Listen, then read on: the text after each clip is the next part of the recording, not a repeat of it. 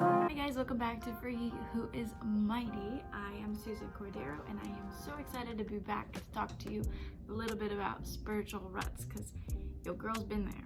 We know it's a thing, and I've done a couple things that have helped me throughout my years of walking with the Lord that I hope will help you, because I know when I'm in a spiritual rut, sometimes it can feel really hard and daunting to get out of, but I have found some things that have helped me. But first, let me just tell you that if you're in a spiritual rut, there's no need to feel shame or guilt or like bad about it, because I know I've felt that way before, and I've learned that over my years, my spiritual ruts become smaller and smaller. And as you're walking with the Lord, sometimes it can get tiring. It can get sometimes you just don't want to read your Bible. And I think it's okay, because we're humans and our humanity is fallen. Newsflash, our humanity is broken. We are not perfect humans, and that is the nature of sin that has consumed every single human, and that's why we need Jesus. But that's why I think spiritual ruts are a thing, like being in a spiritual dump, like not feeling spiritually there is a thing. And I think the enemy definitely tries to use that to discourage us and tries to shame us, tries to make us feel guilty and bad about ourselves, so we don't go back and try to pursue growing in our spiritual walk. But that's where you make the decision and you say, no, I'm going to try to get out of this spiritual rut. I know it's temporary and I know I can get out of it. So I have some tips and tricks. And you guys, I know sometimes it's really hard to get out of spiritual rut because you're just kind of like about it. Like, I think about like a person who goes to the gym and they're so like on fire for it, and then they stop going, and then they're kind of like about it, because that's happened to me before too. That's kind of the same concept, but you just don't want to give up. You don't want ever give up on Jesus. So you want to do what's best, and that's follow the Lord. So some ways to get out. Okay, most important is spending time with Jesus, and this is a repetitive concept. Everybody knows you need to set time for the Lord, you need to read your Bible, and you need to pray. And one thing that I know has helped is setting a timer.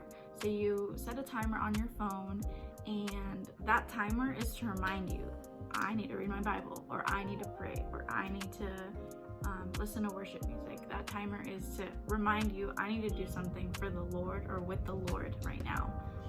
Then you set another timer when you're actually reading your Bible, and that way it feels like, okay, I have a time set for me and Jesus. Like, nobody better interrupt me. I can't pick up my phone to be on social media. I can't, no, I am me and Jesus for these 5, 10, 15 minutes, however much time.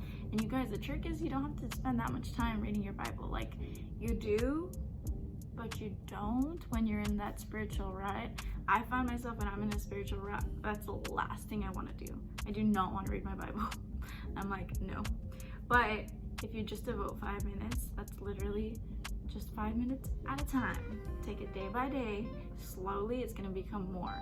One thing that has helped me so much, I think this is my number one. I'm just going to go straight to my number one tip. The timer was one tip. Here's another one. I play worship music all the time. Like, every single place I go, everything I'm doing, I put in headphones, and I'm just listening to worship music.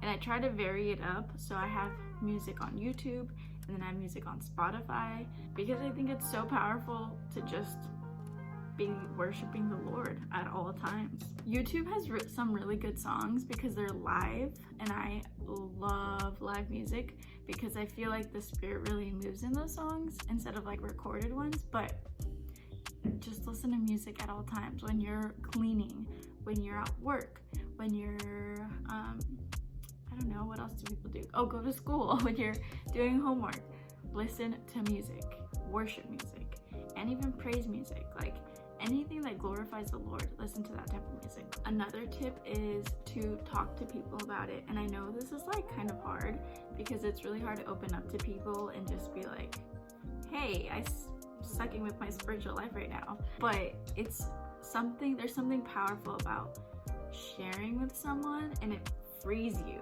Like you feel free from it. I have experienced it where I have friends who listen and they love on me, and I'm able to be like, you know what, this has been like a sucky time. Like I have not been able to do this and this and that. I have not been able to read my Bible, and like we both encourage each other, and it's just really nice to have someone there to listen to you and not judge you and just like encourage you, keep you accountable. Because I know I have friends who do that for me, and even David. Like David's fantastic, and like I know I can come to him and be like, babe, this is how I feel today, like, and it really sucks. I don't want to feel like this. Like, can you help me, or can you keep me accountable that I need to do this? So sharing with somebody else is huge, because there's something about it's freeing. There's something freeing about it. I know it's scary. Like, I know it's really scary to open up to people without feeling judged, but I would pray about it and do it. Like, I would just do it. Get out of your comfort zone.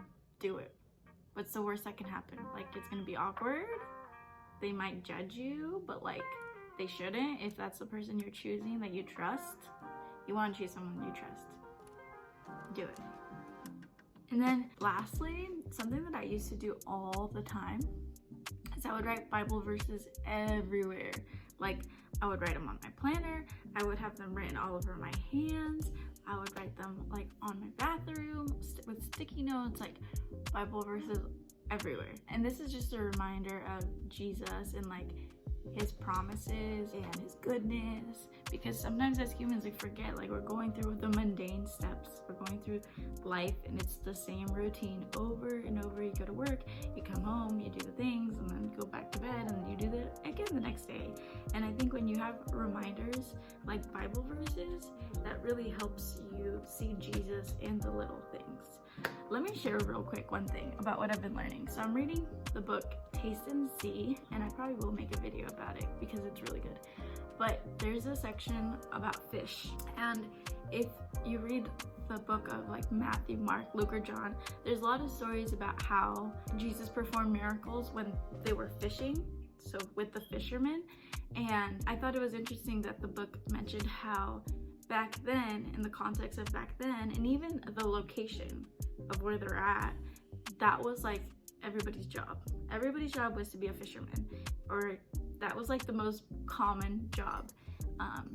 I think I would picture it as like being a grocery store worker, or even being like, I don't know, what's a very common job, but that's what I pictured. And Jesus performed miracles in their everyday lives. Like, that was their everyday. They would go to sleep, wake up, go fishes, be fishermen, and Jesus performed those miracles. And what the author talked about was how we think that's out of the ordinary because we're not used to that. But if we think about it, Jesus can perform miracles in our everyday life. Every little thing that we do, like, there can be a miracle in it, but we just need to see it. So I don't know, I thought it was encouraging, because I'm like, that was their everyday life. What about my everyday life? I'm sure Jesus is performing miracles every single day, but I don't know, just a little side note of what I'm learning. All right, I think that's it for now. One more tip about reading your Bible. I have found that having a journal Bible, which I've showed on my channel before, my Bible, but I'll show it again. Having a journal Bible is probably one of the best investments you can make, because these are so fun to be, like, they're so engaging. And I'm not afraid to mess up. Like, I scribble, I cross out, like, this is me and the Lord, so I'm not afraid to write in it. So I think this really helps stay engaged in reading your Bible. It's not just like a boring textbook that you're just like trying to get through the pages or even through the lines. Like, with this, I can highlight, I can star, and then I can write stuff. And another one is this one Karina Peters recommended, was a study Bible, and this one's huge. This one I don't ever write in it, so what I do is I read with my main Bible, and then this one has like context down here of what's going on in the chapter and like what I should know with that chapter. And so I read this and that alongside each other, and that makes it so much more engaging, because I'm like, did you know this means that? Like, I didn't know that. Or like, at that time, this is what they were doing. Yeah, This study Bible is like a game changer. Thanks, Karina. It's a little pricey, a little bit, but it's really worth it. Like really worth it. So I think that's it for today, you guys. I hope you guys enjoyed this video. I will leave link to the study Bible below, and maybe I'll link my playlists, like my worship playlist, so you guys can start listening to worship music too when you're feeling a little down in the ruts with your spiritual walk. But guys, just don't give up on Jesus. Like, do not. It's not worth it. He is the best thing you can choose and live for and all the things. So I hope you guys have a great rest of your Tuesday, and I will see you guys next time. Bye.